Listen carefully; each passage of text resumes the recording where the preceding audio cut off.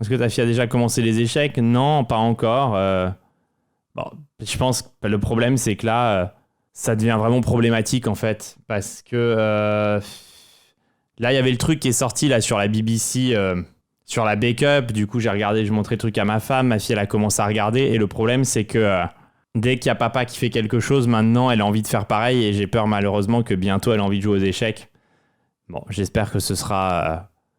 j'espère qu'elle sera pas douée, quoi. J'espère qu'elle sera pas douée. On verra, mais je sens qu'elle sera pas douée en plus. Pourquoi pour qu'elle fasse pas d'échecs, quoi. Ou que si elle en fasse, en tout cas, elle soit naze.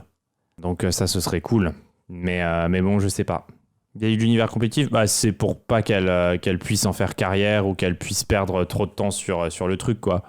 C'est très rare de dire ça. C'est pour son bien. Après, moi, je veux le bien de ma fille. J'ai pas envie de la mettre dans la merde, quoi. C'est un milieu plutôt merdique pour les filles quand même. Pour les garçons aussi, Robinside, mais encore pire pour les filles. C'est déjà de la merde de base, mais alors pour les filles, c'est vraiment cataclysmique. Merci à Regendo TV pour le Prime, surtout il y a tellement de choses intéressantes à faire.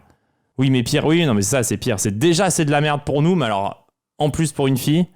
Mais du coup, si elle joue pas bien, c'est cool. De toute façon, s'il y a personne pour la pousser, elle sera naze. J'espère, ouais. Après, le problème, c'est que si t'as un gamin qui est doué, qui commence à jouer des tournois, à gagner et tout, t'es un peu bloqué, quoi. Dans combien d'élo parce qu'elle joue pas bien?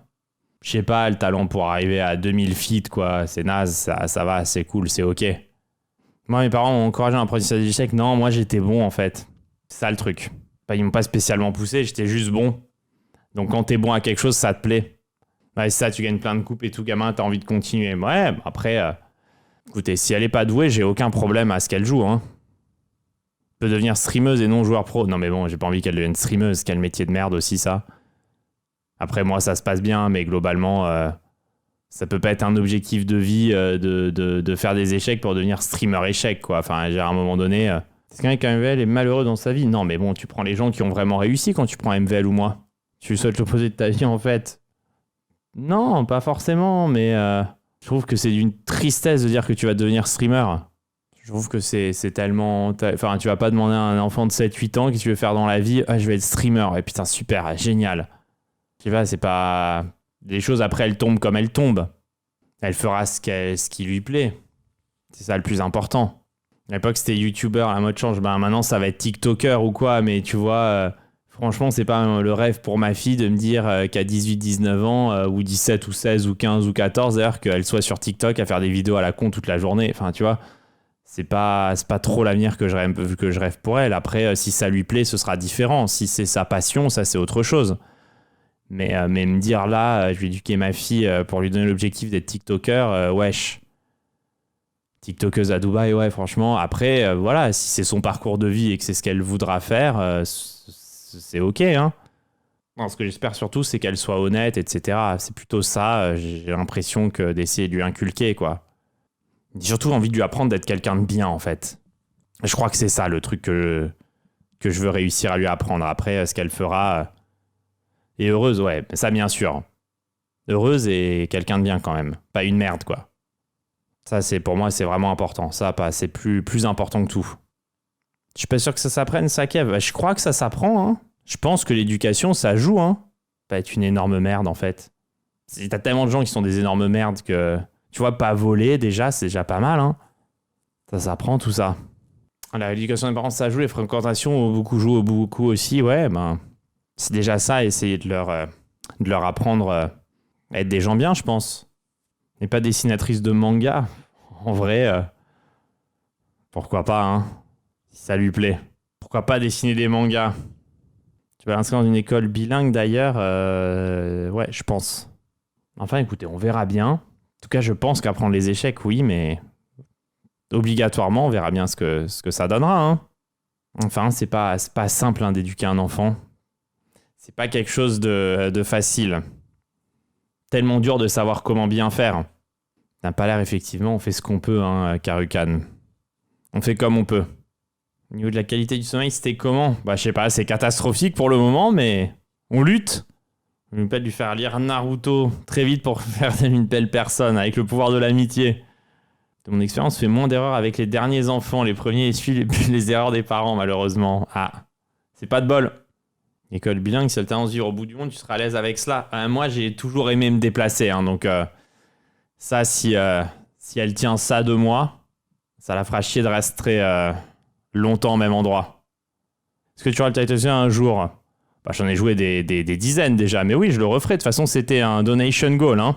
Du Téléthon Gaming. Tiens, ça, on en a pas reparlé, mais si je suis invité de nouveau à le faire, ça vous dit que je le refasse ou pas? C'était sympa le Téléthon, grave chaud, c'était sympa avec Wojtek, mais Titan c'est tournant en ligne. Exactement, c'était sympa, oui, clairement, à fond. Mais je trouve que c'est bien, non, de faire, si c'est possible, hein, dans la mesure du possible, c'est sympa de faire un événement caritatif par an.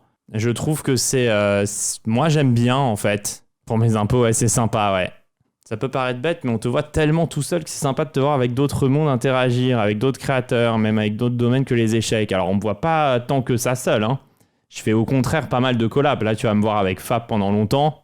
J'étais... Il y a la Backup, il y avait plein de monde. Il y avait l'événement... il y a 2 semaines, du coup, avec Maxime, et il y avait plein de monde aussi. Ça, c'est un truc assez faux, d'ailleurs, que les gens disent que je fais peu de contenu avec d'autres personnes. En fait, c'est vraiment pas vrai. J'ai pu revoir la vidéo avec... Ouais, il y a eu Maxime Biaggi la semaine dernière. C'est sympa, la petite participation de MVL, Pépite. Ouais, c'était assez agréable. Absolument, dit, tu es très souvent avec d'autres personnes. Mais vraiment, hein, pour le coup, vraiment. C'est juste que comme je fais beaucoup de vidéos, ça se voit pas trop parce qu'il y a beaucoup de contenu. C'est ça, le fond de la raison pour lequel vous pouvez avoir cette impression. Ils ont pour rêve les influenceurs. Mais même les influenceurs, hein, en fait, ils font pas beaucoup de contenu avec d'autres. En fait, c'est juste qu'ils font une journée de tournage et ils sortent 40 milliards de contenus short avec. Mais sinon, ils font pas beaucoup de contenu en réalité. C'est juste que comme ils font beaucoup de merde, ils peuvent en 4-5 heures tourner énormément de daubes, quoi. C'est aussi ça le truc. C'est qu'ils font peu de contenu et en plus, comme ils font beaucoup de daubes, ben, c'est plus facile. En tant que créateur de contenu, tu poses où la différence entre le plagiat malhonnête et reprendre des idées pour faire du neuf? Alors, reprendre des idées pour faire du neuf, il n'y a aucun problème. Reprendre des concepts pour faire des vidéos, il n'y a aucun problème. Par contre, prendre des vidéos en anglais, littéralement reprendre le montage, les traduire le titre, traduire la miniature et remettre tel quel, juste en ayant changé la langue, ça c'est du plagiat. Pareil, si tu reprends le même titre, tu refais la même miniature et tu refais le même texte, ça c'est du plagiat. Pour moi, il y a une vraie différence. Après, s'inspirer d'un concept de quelqu'un d'autre, comme je le disais, moi, tout le monde fait des parties pédagogiques. C'est moi qui étais le premier à le faire sur YouTube. Pour moi, les gens qui le font, voilà, ils mastiquent un peu le chibre. Ça me dérange absolument pas. Le plagiat, c'est vraiment quand tu as une vidéo et tu reprends et tu fais exactement la même chose en ayant tout copié. Le montage et tout. En plus, parfois, tu peux même avoir la même vidéo, en fait, même la même trame vidéo et juste la voix dessus qui a été changée, qui a littéralement traduit l'anglais. Ça, c'est du plagiat. C'est différent. Après, les algorithmes, faut dire, s'ils poussent un truc à balle, ça peut marcher, même si c'est complètement explosé contre un poteau. Hein. C'est ce que je fais, je connais pas ton âge, mais j'ai 36 ans et je trouve beaucoup de personnes manquent de second degré. Bah, j'en ai 39, hein, c'est pour ça qu'on doit être plus second degré. Ce monde est de plus en plus étrange pour moi, je vieillis.